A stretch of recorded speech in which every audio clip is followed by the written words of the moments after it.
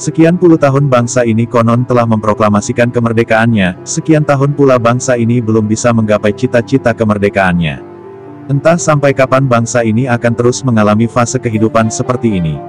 Lantas kapan bangsa ini bisa menggapai cita-cita kemerdekaannya? Semua itu tergantung pada diri kita masing-masing. Terutama para pemimpin bangsa ini yang notabene sebagai sopir, masinis, pilot atau bocah angon dari bangsa Indonesia. Ketika kondisi bangsa ini tergantung pada pemimpinnya, apakah bangsa ini tak mempunyai pemimpin yang mampu membawa Indonesia menjadi bangsa yang adiluhur? Dengan melihat kondisi bangsa ini, nampaknya bangsa ini belum memiliki sosok pemimpin yang diharapkan mampu mengarahkan dan membawa kapal besar Nusantara ini dalam mewujudkan cita-cita kemerdekaannya. Lantas siapakah sosok pemimpin yang mampu mengentaskan bangsa ini dari masalah yang multidimensional? Sebelum beranjak jauh membahas soal pemimpin atau kepemimpinan nasional, mari kita coba hayati makna yang terkandung di dalam lirik tembang, Lir Ilir berikut ini. Namun sebelum kita lanjut ke pembahasan berikutnya, kami meminta kepada sahabat-sahabat sekalian untuk support channel ini dengan cara klik tombol subscribe dan aktifkan tombol loncengnya. Lir Ilir merupakan tembang yang diciptakan oleh Kanjeng Sunan Kalijaga. Tembang yang memiliki pesan begitu mendalam ini, sering dijadikan Kanjeng Sunan sebagai bahan dalam mensyiarkan Islam di tanah Jawa. Dulu tembang ini begitu populer di tengah masyarakat Jawa baik di kalangan orang dewasa maupun anak-anak.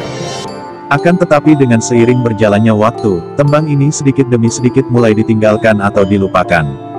Sehingga tembang ini jarang sekali kita perdengarkan dari mulut orang-orang yang berada di sekitar kita, terutama dari generasi milenium saat ini. Di dalam lirik tersebut terdapat kata, bocah angon. Siapakah sebenarnya bocah angon atau anak gembala yang dimaksudkan dalam lirik tersebut? Dalam tafsiran Cak Nun, kata bocah angon merupakan perwujudan atau simbolisasi dari pemimpin nasional yang mampu mengayomi. Memiliki kesanggupan mengemong seluruh masyarakat. Seperti halnya pengembala yang sedang mengembalakan ternaknya. Lantas siapakah pemimpin nasional itu? Sebelum kita menginjak jauh siapakah bocah angon atau pemimpin nasional tersebut, mari kita selami pengertian pemimpin terlebih dahulu. Apalagi di tengah kondisi bangsa Indonesia saat ini yang sedang riuh ramai membicarakan pemimpin dalam konteks kenegaraan. Pada sejatinya setiap insan manusia yang diciptakan merupakan pemimpin di muka bumi atau khalifah. Tugas pemimpin tersebut menjaga, merawat dan memelihara keselarasan di muka bumi ini. Namun yang menjadi pertanyaan apakah setiap manusia dapat menjalankan tugas dan fungsi kekhalifahan di muka bumi ini? Dan kemudian ketika ditarik dalam konteks kenegaraan apakah kepala pemerintahan merupakan khalifah sebagaimana yang dimaksudkan bocah angon dalam lirik tembang Lir Ilir? Melihat fenomena kebangsaan saat ini, para kepala pemerintahan bukanlah sosok seorang pemimpin. Namun para kepala pemerintahan lebih tepatnya mereka bertugas sebagai pejabat negara.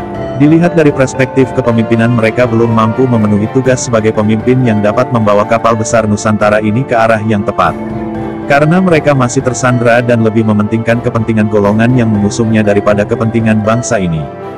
Begitu pula dalam konteks ormas keagamaan. Apakah ketua ormas merupakan pemimpin yang dimaksudkan?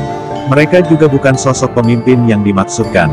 Karena mereka masih terjebak dalam kepemimpinan yang bersifat sektarian atau golongan dan bukan pemimpin umat secara universal atau menyeluruh. Lantas siapakah bocah angon yang dimaksudkan dalam lirik tembang Lir Ilir? Apakah bocah angon merupakan kepemimpinan personal ataukah sekumpulan dari beberapa orang? Dan apakah kita mempunyai bocah angon yang mampu mengembalakan bangsa ini?